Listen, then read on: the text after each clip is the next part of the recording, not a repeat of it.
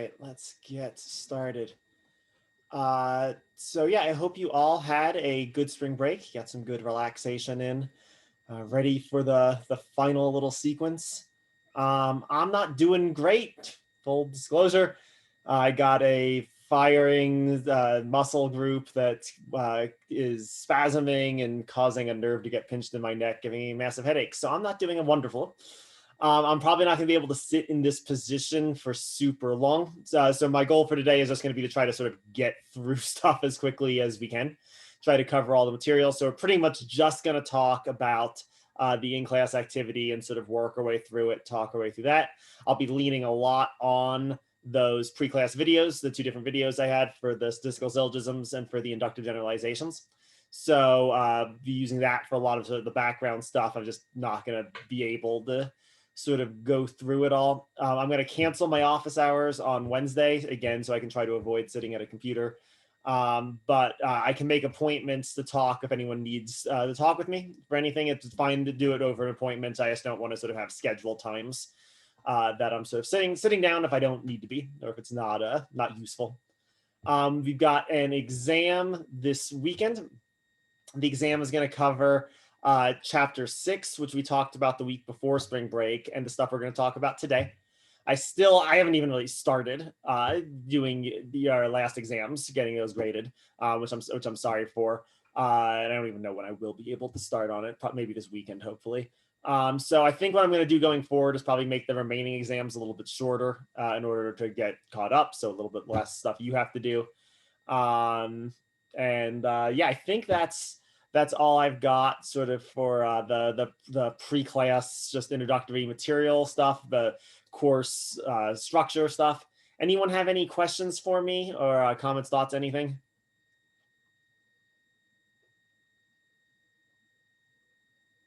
All right, remember you can unmute yourself. You can send questions in through the chat if anyone has any questions they'd like to ask in that way. And yeah, so I think we'll just turn then to the in-class activity for the day, unless anyone has any sort of initial thoughts. All right. So this week we are going through two different kinds of statistical inductive arguments. So unlike the probative inductive arguments that are giving you good reasons to believe that some conclusion is true, statistical inductive arguments are supposedly just telling you exactly how likely it is that some conclusion is true, statistically. Statistical syllogisms look a little bit similar to some deductive arguments that we've talked about earlier in the semester. You can maybe think of a statistical syllogism as in effect saying that instead of all S is P, it's that some specific percentage of S is P, maybe 75% of S is P.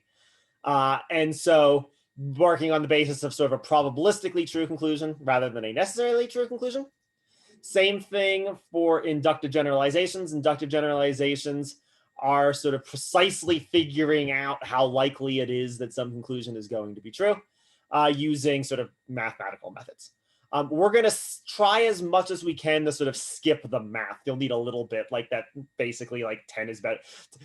That 10 is larger than 8. That's enough. That level. You could easily take a statistics class that was just dedicated on these two topics, or even one that was just dedicated to inductive generalizations, and have that be the entire semester. Our focus is going to be a little bit less mathematical. Again, you use this kind of reasoning all the time. So the goal is just going to be to do what you're already doing a little bit better, a little bit more precisely. And in the case of inductive generalizations, maybe understand things that you see all the time, but maybe aren't exactly sure how they're done or where they came from.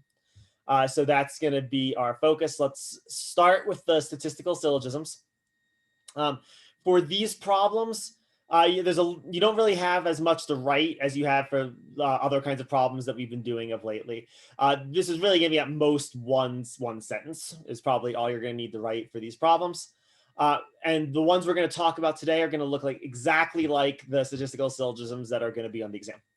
So for all of these problems, your task is going to be to evaluate some argument that's using statistical syllogisms. And then based on your evaluation, all you need to sort of determine is how likely is it that the conclusion is true? So you've got 4 options. 1, the conclusion is very likely to be true. right? And by very likely, let's just say that means greater than 75%, right? Something like that. It won't always be a specific number, but it'd be something like, almost all, right? That's not a specific number, but almost all certainly seems to mean something like more than greater than 75%. So that would fit within this first option. Second, that the conclusion is somewhat likely to be true. By that will mean, less than 75%, greater than 50%. Right? And again, it might not necessarily be a number, but something like a lot. A lot is probably not greater than 75%, but it's probably within this 50 to 75% range. And then your third option, just this conclusion is just unlikely to be true, right? There's a less than 50% chance that the conclusion will be true. Finally, the last option, the argument commits the fallacy of incomplete evidence, which means that something is wrong with the math. We're going to add two new fallacies today: the fallacy of incomplete evidence when we're talking about statistical syllogisms, and the fallacy of biased statistics when we are talking about inductive generalizations. Keep these distinct. Make sure you're aware of how these two fallacies are different. Sometimes when I see students make a mistake on the exam, it's sort of getting these two fallacies confused. Inductive statistical syllogisms, the fallacy is the fallacy of incomplete evidence. That fallacy only occurs in statistical syllogisms. Similarly, the fallacy of biased statistics only occurs in inductive generalizations. For both of these two fallacies, though, they sort of are going to mean the same thing. They're going to be our shorthand, non-mathy way of saying there's something wrong with the math in the argument. The argument didn't calculate its percentage correctly. In the case of the fallacy of incomplete evidence, the specific mistake that's being made is that when the argument is sort of calculating the percentage of how likely it is that something's going to be true, it didn't use all of the information available to us about the particular person in formulating its percentage.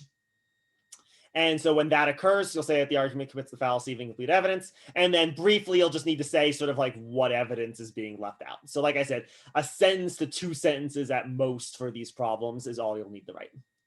All that was very schematic. Any questions about any of that, or should we just look at specific problems?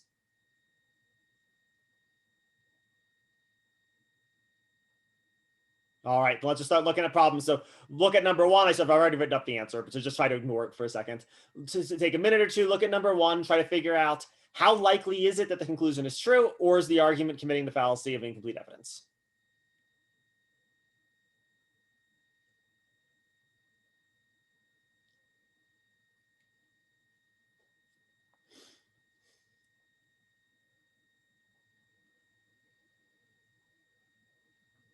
All right, and in this case, not a trick question or anything, right? We're told that 501 of the 1,000 people in the jail are guilty of a crime. So what percentage is that? That's 50.1% of people in the jail are guilty.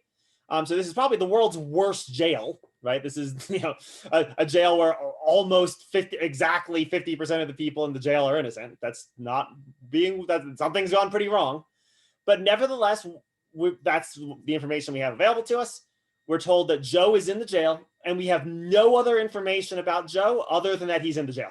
That's all we know. If we knew more about Joe, perhaps we would be looking at the case of the fallacy of incomplete evidence. But the only thing we know about him is that he is indeed in the jail. We know that 50.1% of people in the jail are guilty of a crime. So therefore, what are the odds that Joe is guilty of a crime? Well, 50.1, right? Based on what we know about Joe, we would say 50.1% chance. And so that's somewhat likely. The conclusion is somewhat likely to be true. One way you can sort of think about this is that if we were forced to guess, the only rational guess is that Joe is guilty, right? Based on what we know. It wouldn't make any sense to guess that he's not guilty, because that's less likely than that he is. However, you wouldn't really be confident about your guess, right? It's 50.1. That's barely better than a coin flip. Right? You wouldn't be confident in your conclusion, but nevertheless, if you were forced to guess, that is the guess that you would make. All right, how are we doing with number one? Any questions so far?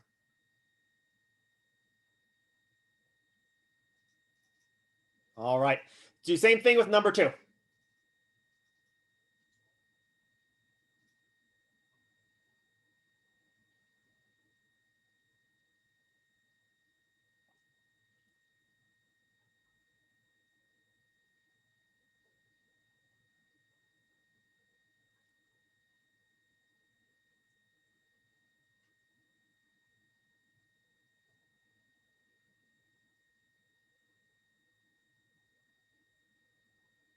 All right. Again, no trick here. We still don't know anything more about Joe other than that he's in the jail. We still don't have any additional information about Joe. Right? And so we still don't seem to be looking at the fallacy of incomplete evidence as a result. Right? We don't have anything more about him than this. Now we have a much better jail than the previous one. Here we have 975 out of 1,000 people, which is a 97.5% of the people in the jail are guilty of a crime. We don't know anything else about Joe, other than the fact he's in the jail. Therefore, how likely is it that Joe has indeed committed a crime? Well, it's very likely. Indeed, again, we can say exactly how likely, 97.5%. Right? That's the chance. Right? And so unless we knew something else about Joe, you would certainly guess that he was guilty of a crime. And you'd be, in this case, then pretty confident in your guess. There's a really good chance that your guess would be a good guess. Right? So it's a stronger conclusion, a stronger argument, indeed, than the one in the first problem. Notice, though, that that's dependent upon not having anything else we know about Joe. If I told you, hey, Joe is the warden of the prison, all of a sudden now things look like things have gone wrong, right? Or if I told you Joe was a prison guard, things have gone wrong, right? We would now have the fallacy of incomplete evidence because the percentage of prison guards who are guilty of committing crimes in this jail is probably very different than just the percentage of people who are guilty of crimes just in general within the jail, right? And so why this argument works is that we don't know anything about Joe other than what is contained within the statistic, right, that he's in the jail. All right. So any questions with 1 or 2?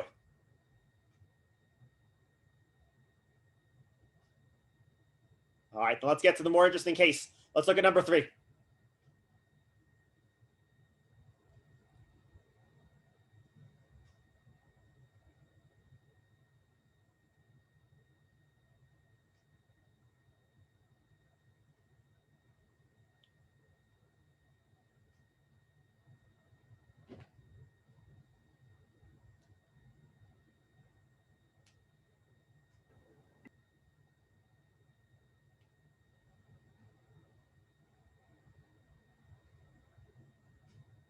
All right, my guess and my hope is that even if you're not exactly sure why, something seems off to you here, right? Something seems as if it's sort of not working in the same way that these earlier problems are working. Now, we don't have a specific percentage, right? We're told that most people, right? That's not a specific percentage, but we can sort of treat most people as a percentage, right? We can maybe treat that as 70% or something, right?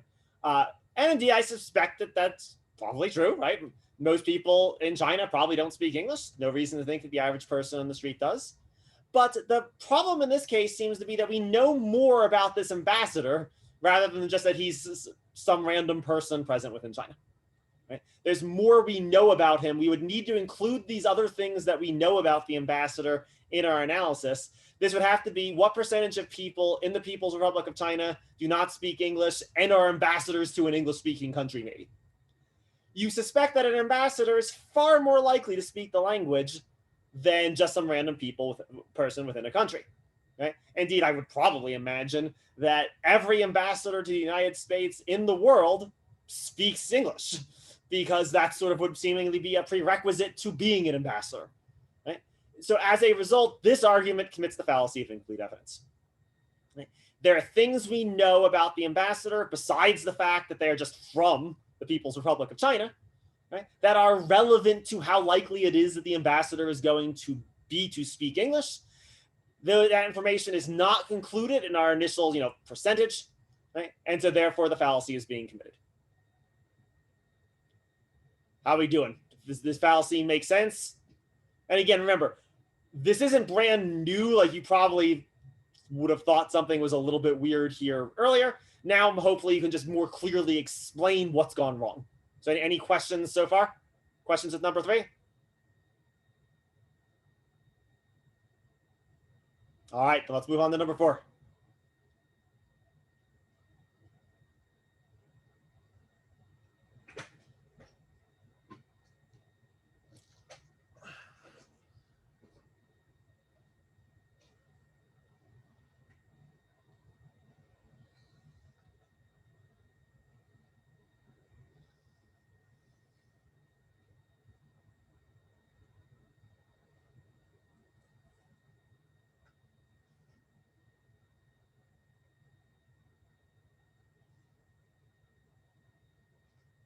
All right. What I'd really like us to do with 4 is figure out, again, my sense is you probably initially are just like, yeah, something seems off here. And you're right. But I want to figure out how the difference between these two bad arguments. Both 3 and 4 are bad statistical syllogisms, but they're bad in different ways. And so I want us to try to get really clear in the sort of the difference between the mistake that the two arguments are making. So in this problem, right, we've got some the random person, let's assume they're a qualified applicant. So all we know about this U is that they're a qualified applicant to the Harvard Law School. Right? We don't have any additional information that we know about them. So this 10% chance seems pretty reliable, assuming that the number is right, which no reason not to. This is a pretty good percentage to use to figure out how likely the person is to get into the school. The problem in this case isn't with the percentage. The percentage is fine. The problem is that the person just derives the wrong conclusion from it. If you want to put it this way, it's not that they did their math wrong. The 10% is right. They just drew the wrong lesson from the math that had been done correctly. Right? And so in this case, we would say that the conclusion is just really unlikely to be true. Indeed, we could say how unlikely is it? Well, there's only a 10% chance that the conclusion is going to be true. If you had to guess, you should make the opposite guess than the one that this person makes. Right? They're sort of using this percentage incorrectly or deriving the wrong conclusion from a well-formed percentage. Whereas in 3, the problem is with the percentage itself. The percentage isn't especially applicable to the ambassador, and so it gives us no useful information about how likely the ambassador is to get to speak English or not to speak English. That's what's going on in the fallacy. The fallacy is the percentage itself just is not helpful. It doesn't tell us anything about whether or not you're looking at a good or bad argument. In the cases like 4, where again, we still are looking at a bad statistical syllogism, the problem isn't with the percentage. This does indeed give us very useful information about how likely the person is to get into Harvard Law School. The just wrong conclusion is being drawn from it. This person is sort of thinking of themselves as an exception, where there's no reason to think that the person actually is an exception. So that's the difference between these two kinds of problems. If it's a problem with the percent, it's the fallacy of incomplete evidence. If it's a problem with how the percent is getting used, then it's just the conclusion is just unlikely to be true. How are people feeling? Do any questions with how 3 and 4 are different from one another?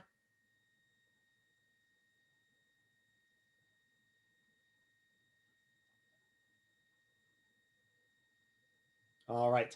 The main thing that you should be looking for is this fallacy of incomplete evidence. Right? That's the big one to look for. If you can tell that an argument doesn't seem to be committing the fallacy, then it's usually relatively straightforward to figure out if the conclusion is very likely to be true, somewhat likely to be true, or just unlikely to be true. The big one to look for is the fallacy of incomplete evidence being committed? And so then let's contrast number 4 with number 5. Right? Same basic argument, right? Same premise at least. Since only 10% of qualified applicants are admitted to the Harvard Law School, you should probably not plan on getting in. So sort of just the opposite conclusion of the 1 and 4. Now we would say this conclusion is indeed very likely to be true, right? Indeed, we could say there's a 90% chance, right? Even though the conclusion is only 10, it's therefore a 90% chance that the opposite is the case, right? And that's the difference. Again, think back to number 3. The percentage is just useless in 3. We could have used the percentage in number 4 to get the right answer, but we just didn't do it in 4. 5 is showing how we could have used it to get the right answer. All right. Good so far? Any questions with these statistical syllogisms? All right, then let's look at one more example, number 6. Then we'll move on to the inductive generalizations.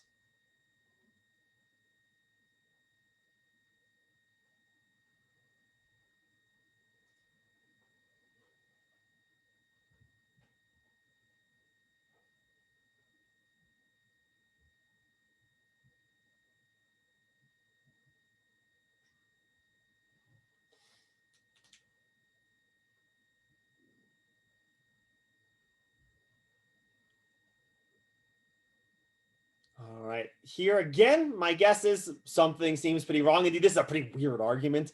You'd be super confused probably if you heard this argument in the wild, so to speak. right? And the reason why is because we're looking here at the fallacy of incomplete evidence. Right? So we're told, again, there's no percentage here, but that's not relevant. The overwhelming majority, that's something like maybe 95% maybe, that's a big percentage. The overwhelming majority of people present in the courtroom today are not guilty of murdering the victim. So who are we talking about here? Who are these overwhelming majority of people who are not guilty?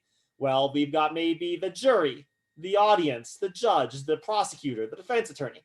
All of those people, yeah, probably those people are indeed not guilty of murdering the victim. Right? But we know something else about the person we're talking about in this case in our conclusion, besides the fact that they are in the courtroom. Right? We know that they are the defendant in the trial that is getting carried out within the courtroom. And we should suspect that a defendant in a trial is just more likely to be guilty of a crime than other people. Since that's not being included in us calculating this overwhelming majority, right? What would be the useful statistic maybe would be what percentage of defendants in trials are guilty of crimes. Right? That would be a useful percentage. That would give us at least some information. But the fact that the overwhelming majority of people just in a courtroom aren't guilty of anything, that gives us no useful information about the defendant in this case, because the defendant is different from the average person present in the courtroom in ways that are very likely to pertain to how likely it is that the defendant is or is not guilty. It's helpful to think here, though, that doesn't mean that the defendant is actually guilty, right? Saying the argument commits the fallacy of incomplete evidence isn't saying that the defendant is actually guilty. All it means is that this overwhelming majority percentage just wasn't calculated properly, and so doesn't give us any useful information. The argument itself gives us no reason to think that the defendant is guilty or not guilty, right? Because of the sort of math mistake made in how this overwhelming majority percentage was calculated.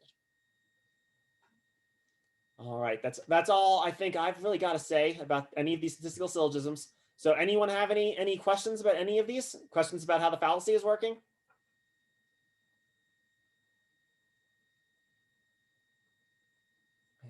For these problems, there's basically a sentence is pretty much all you'll need to write an explanation. I mean, if all you're saying is that the conclusion is very likely to be true, you could just maybe say what the percentage is or whatever. That's fine. And then if it's the fallacy, you have to say a little bit more what evidence is being left out. So you say it's the fallacy. So then you say that the defendant is more likely to be guilty of a crime than other people or something like that. That's enough. That would be all you'd need to do for these problems. All right. If no one has anything else with statistical syllogisms, let's move to inductive generalizations. So when we're talking about inductive generalizations, we're mainly talking about things like sort of opinion polls and that sort of thing. Like I said, we could do a lot of math here to figure out this. You can calculate relatively carefully, actually, a whole host of things pertaining to these inductive generalizations. That's not our goal. I'm not going to sort of leave you in a position where you're going to be able to do make these sort of opinion polls yourself, at least do them well. That's just sort of beyond our scope. Our goal for this kind of argument is just so that you sort of know what you're looking at when you see an inductive generalization a little bit more precisely. You sort of understand how people were trying to gather their results, and that you can recognize sort of really obvious mistakes maybe if you encounter them. We have two main kind of fallacies that we'll sort of look for. So one we already talked about earlier in the semester, the hasty generalization fallacy. And then the new one we're going to add is the fallacy of biased statistics. And this sort of particular kind of bias we're talking about when we talk about biased statistics. What we mean is that there's some sense in which the sample group systematically excludes certain people that are present within the overall population. And so that therefore, as a result, the sample group does not adequately represent the overall population. That's really the only real question I'm going to ask you to focus on in these problems. Don't so much worry about the question of whether or not the argument is committing the hasty generalization fallacy. That's something you can calculate with math. With math, you can tell exactly how large of a sample group do you need to have. We're not doing math, so therefore don't worry about how large the sample group needs to be. Your focus should be on the question of representativeness, and for our sake, without doing math, what matters for representativeness is the fallacy of biased statistics. So for all of these problems, you're going to have sort of 4 different questions. So there's quite a bit more that you'll need to write for inductive generalization problems than you did for the statistical syllogism problems. So your first question is always just going to be to identify the sample group and overall population. I think it's really valuable and important to make that explicit. Some students don't, but usually things kind of go wrong if you don't make this explicit. The only concern you should have is, does the sample group represent the overall population well? So just making it really clear what the sample group is and what the overall population is will help with that. So begin there. Next step, you have to sort of describe what sampling method was used. Think of when we're talking about sampling method, we're basically talking about how was the sample group made? How did the people who are running the survey sort of make their sample group? Describe it in a sentence or two in some degree of detail, because sort of what's going to matter is, does the sampling method introduce any kind of bias that could lead to the fallacy of bias statistics? And then next thing, identify the margin of error that you find, if there is one present within the conclusion. Lastly, you need to sort of evaluate the argument and identify any fallacies within it. So that'll be the main sort of work. Again, the big thing, is the fallacy of bias statistics present? Yes or no? Explain the answer. All right. So those are the things you need to do for all of these problems. So why don't you work on number 8? I'm going to give you a little bit longer for this because there's a bit more to do. So try to work through number 7, and then we'll go through it as a group.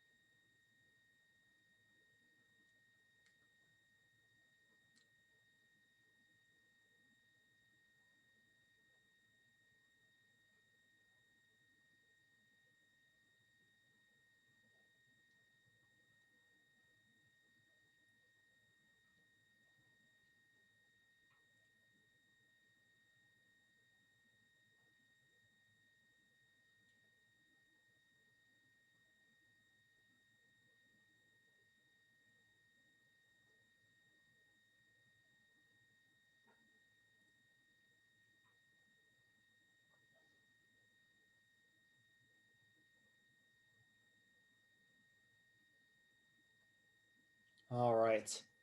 So let's start going through the different steps of this problem. So first task, identify the sample group. The sample group in this case is, it's not 3,000, all 3,000 adults, because actually not all 3,000 necessarily responded. It's the 3,000 adults who responded. That's our sample group. So this people who responded from the 3,000 adults that got randomly emailed are called. That's our sample group. Who is that sample supposed to represent? They're supposed to represent all American adults, right? Not just even voters or whatever. So that all adults are the people who are supposed to be represented by this poll. Right? And so what's going to matter for our analysis is, does the way in which we selected these responders, right, the way we selected these people, is it introducing any sort of like bias, or is anyone getting left out? Or are we doing a good job of sort of including everyone who we think needs to be included to represent all adults?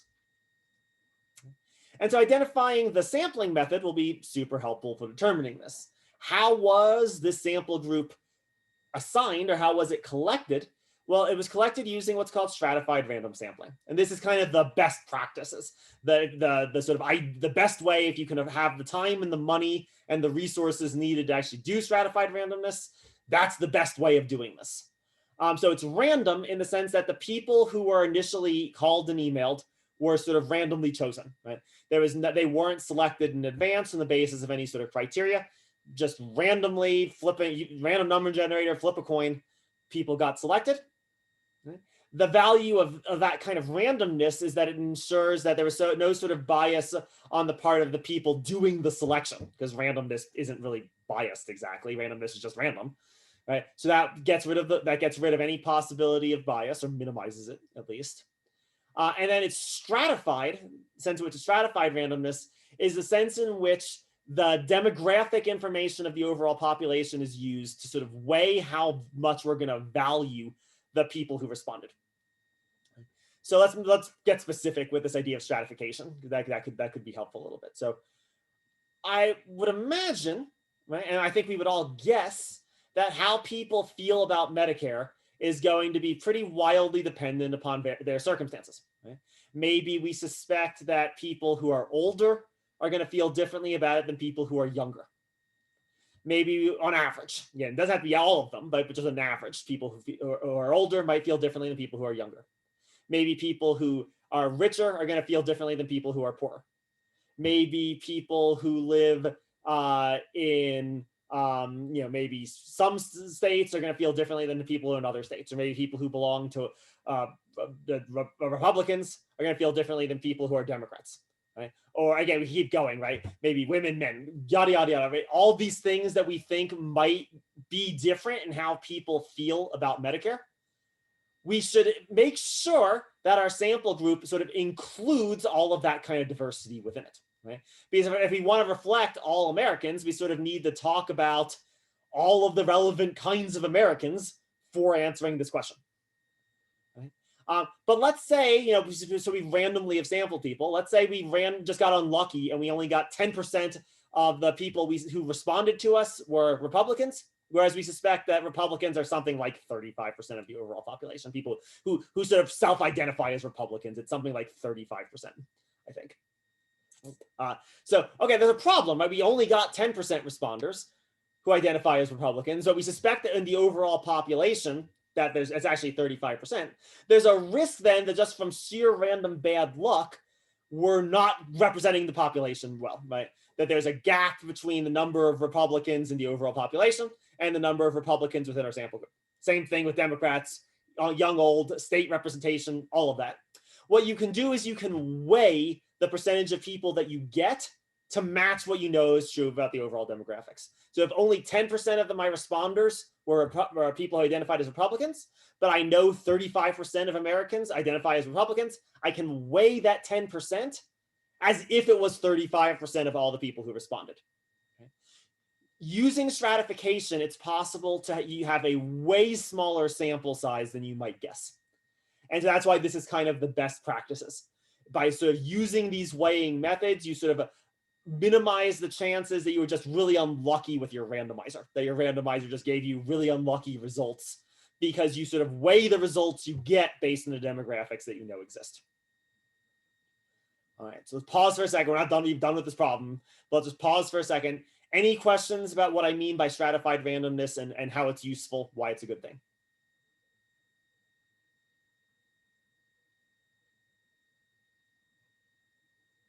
All right, then let us turn to the next thing you have to answer. The next thing you have to talk about is the margin of error within a problem. Okay. So question for you. Think about it. Let's leave number 7 behind for a second. In general, if say on an exam, hint, hint, you saw a question that was something like, if an inductive generalization has a larger margin of error, does that make the argument stronger or weaker? Think about how you would answer, or maybe even tell me how you would answer. Larger margin of error, does that make the argument stronger, or does that make the argument weaker?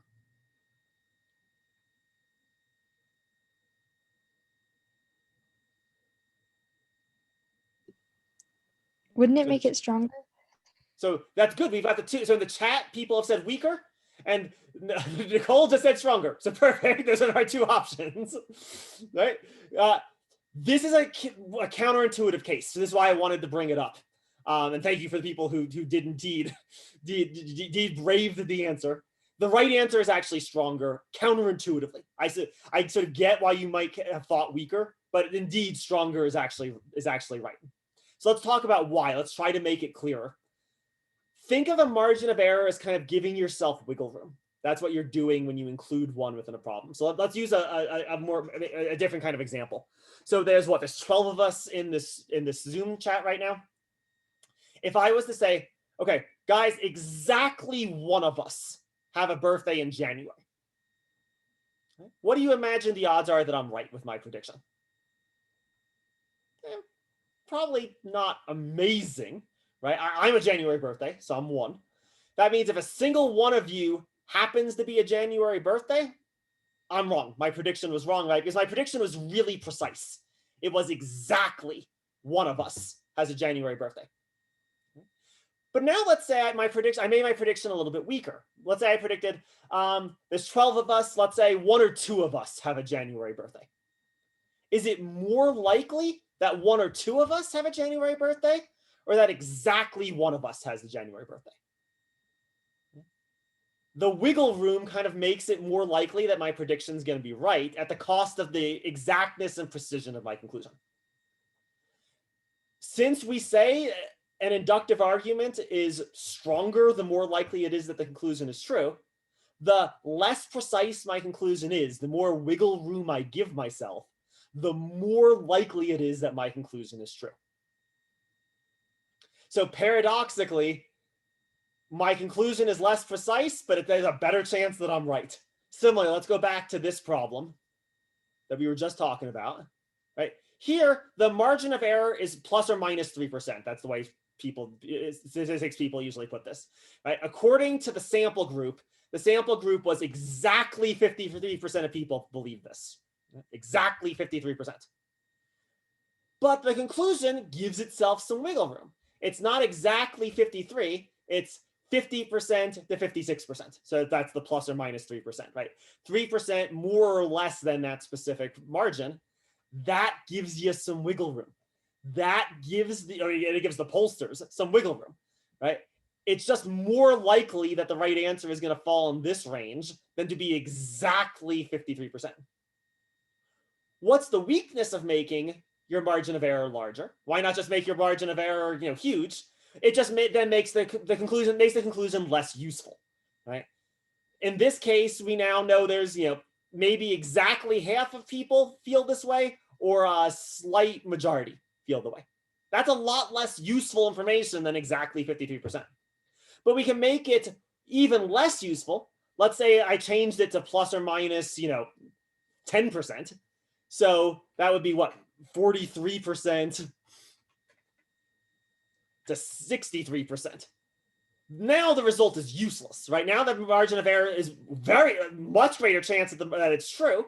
There's a much greater chance that the right answer is going to fall within this range, but the range is now useless, right? It's anything from a pretty large majority to a minority are in favor of it, and we get no useful information from it.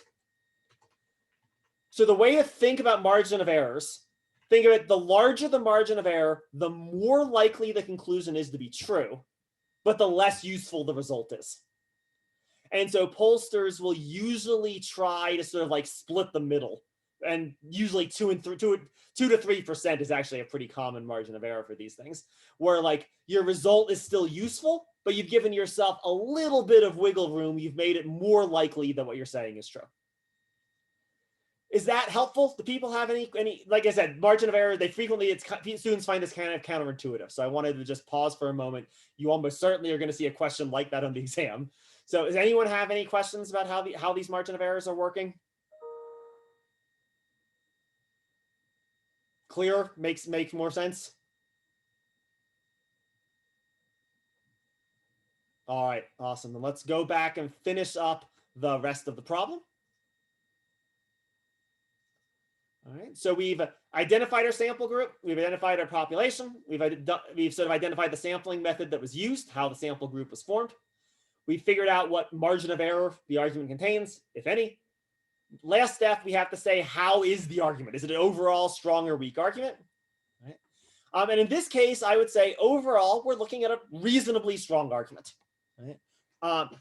And then I really recommend actually including this next sentence, because this is the only thing you should care about. Why is the argument strong? It's strong because there's good reason to believe that the sample group will be representative of the overall population because of the sampling method. Conversely, if you think it's a bad argument, you should just say there's good reason to think the sample group will not be representative. That's the only thing that matters, is the sample group representative or not. Don't talk about anything else. Don't bring up any other concerns. That's it. That's the concern that matters. And then you have to sort of explain why. So in this case, how would I explain why? I would sort of explain why neither of the two big fallacies that we're worried about are committed in this case. We don't know exactly how many adults responded. We're not told. We're not given that specific number. If it was only like 1 or 2, yeah, that's a problem. That would be the hasty generalization fallacy. There's no way 2 people can represent all Americans. But 53%, that has to be at least 100 people to get that specific percentage in, right? It was probably a little bit more than that. Usually with these things, it's maybe something like, let's say it's 500, 1,000 people. That's probably large enough that we can say that the hasty generalization fallacy has been avoided. As a general rule for these problems, just don't really worry about that much about the hasty generalization fallacy. You have to do math to know how large the sample group needs to be, and we're not doing that math. I just mentioned it sort of as an aside here. More importantly, the only bias that's introduced as a result of the sampling method, so the only people who are being systematically excluded from the sample group are the people who choose not to respond to surveys.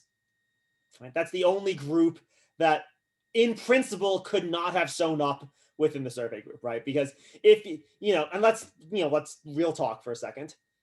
If one of you got a call from a phone number you did not recognize, how many of you would actually pick up the phone? Anyone? Yeah, notice my hand's not up either. Right? Cold calling people, there's people getting left out. A lot of people aren't going to respond to getting cold called. Similarly, let's say you get an email saying, hey, will you fill out this survey? How many of you would fill out the survey? Since no one said anything, I'll just assume none of us, including me. Right? That means all of us are systematically excluded from the survey. Our opinions could not appear in this survey as a result of the fact that we just wouldn't voluntarily choose to respond to one. Potentially, this is a worry. Pollsters are actually increasingly worried about this. The last couple big political polls, they were off a little bit. Not hugely. They weren't off as much as people were making it sound as if they were, but they were off a little bit. And there's fear that maybe the reason why for explain for that is actually just that the percentage of people who actually respond to these things is decreasing, and that maybe statistically speaking, people who respond to this stuff might be a little bit weird. And again, I don't mean weird as sort of like a bad person or anything. I mean weird just literally statistically. There might be something different about the people who respond to these surveys than the people who don't respond to them. And so if that's the case, some sort of systematic bias is getting introduced. There's a systematic subset of the American people not getting included, namely people who won't answer questions when they're asked in opinion polls. So that's a worry, and we can note it, we can raise it, but it's also an unavoidable worry, right? I mean, what's the alternative to letting people voluntarily respond to surveys? I mean, we can't hold people at gunpoint and make them answer our surveys. That's not legal, not a good option, right? And so this is kind of an unavoidable worry. You only will ever get the responders of people who respond. All other kinds of biases seem as if they've been eliminated by the stratified random sampling, right? The randomness means that no bias is being introduced in the people who are selected. And the fact that it's stratified means that any unluckiness we have is getting sort of taken care of by the way we're weighing the demographics. Similarly, like we didn't just telephone people because maybe not everyone has a phone. We also didn't just email people though. We also called people too. So maybe, maybe some people don't have email. We've included all of them. Everything else but this sort of like dependent upon the voluntary responders. Everything else we've been taken care of. There's no good way to avoid this problem of the voluntary responders. So on the whole, I would say the fallacy of bias statistics has been avoided. We haven't really introduced any serious major demographic biases in how we selected our sample group. So on the whole, we are looking at a strong argument here. All right. Any questions about how I sort of reached this conclusion about the argument? Any questions about the fallacy of how the fallacy of bias statistics is working? Any questions about the hasty generalization fallacy? Why I'm saying mostly we don't need to worry about that. Any questions about anything with this problem?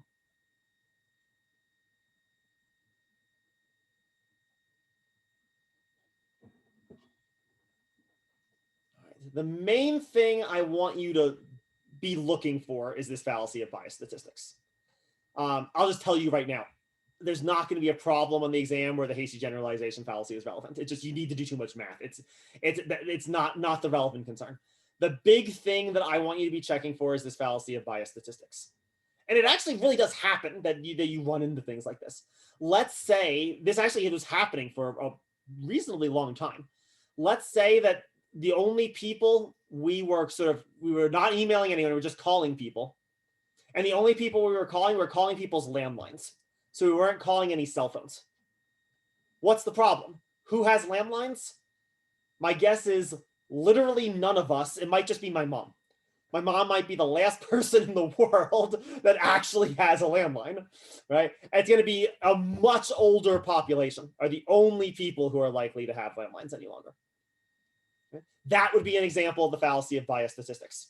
Okay? Something systematic in how we're going about selecting our sample group is excluding people who don't have landlines, and people who don't have landlines are probably really likely to be different than people who do. Again, the only people who have landlines are likely to be an older part of the population. Here's another example of this fallacy of bias statistics. This was a real case, I believe. My hope is you'll all quickly see the problem. So there's a group of surveyors trying to figure out how dangerous car crashes were. And they concluded that car crashes weren't that dangerous. They went to find people who had been in car crashes, and the people who had responded to them reported that they did not die in the car crash. What's the problem? The dead people weren't able to get back to you. Right? Definitionally, the dead people could not respond. They died, right? And so since they were being sort of systematically excluded by the way in which the sample group was getting created, the survey was just sort of systematically flawed, gave no useful results. Again, fallacy of bias statistics, that's our shorthand for they did their math wrong. The way they compiled their statistics ensured that all the dead people were not going to show up. The dead people were quite relevant. Excluding them, therefore, meant that the survey didn't work. That's the main thing without doing a lot of math that we're capable of sort of looking for or checking for. So any questions so far? People feeling okay about this fallacy? All right, let's do one last problem and then we'll call it a day. So we'll end with number 8. Same thing, I'll give you a few minutes to go through all the steps.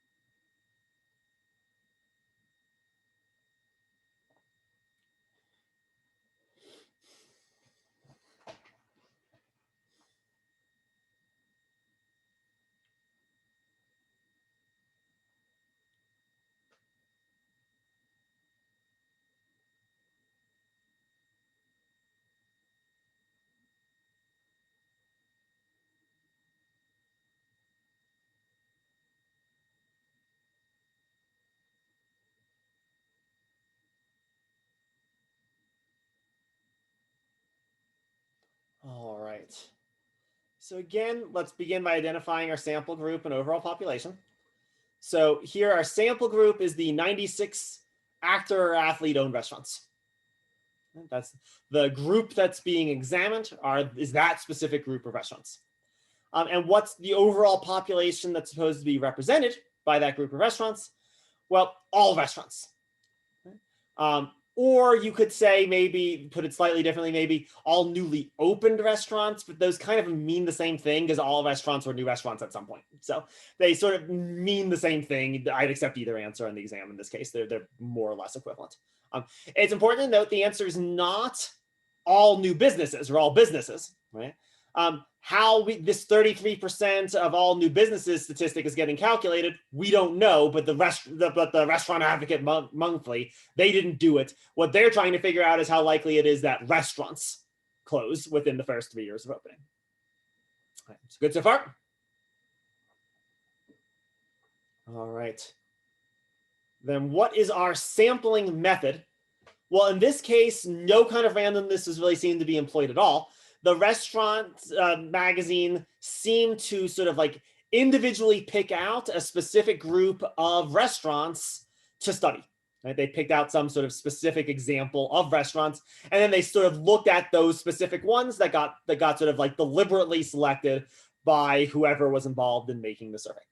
Now, okay, this is not certainly best practices, right? Like I said, best practices is stratified randomness, but stratified randomness is indeed expensive.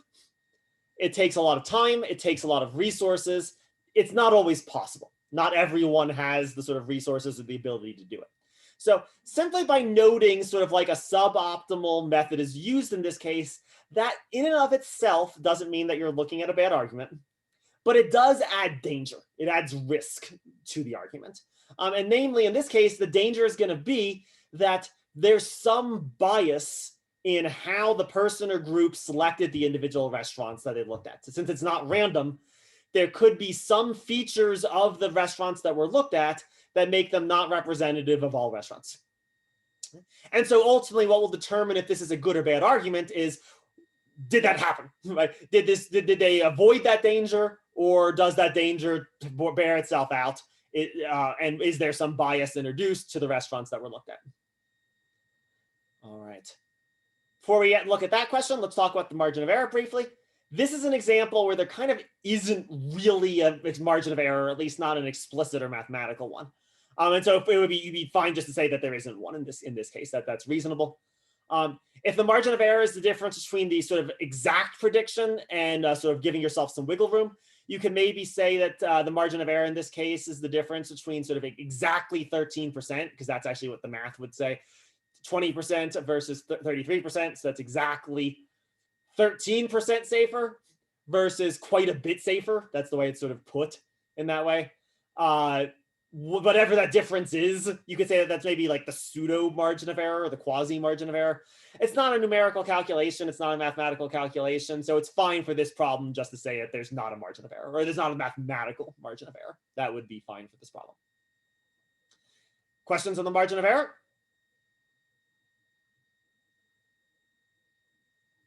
All right, then let's finish up the problem by actually sort of evaluating it. And here we're looking at, I think, a weak argument that commits the fallacy of biased statistics. That's our sort of mistake. In principle, and again, this is why I say you need to do math.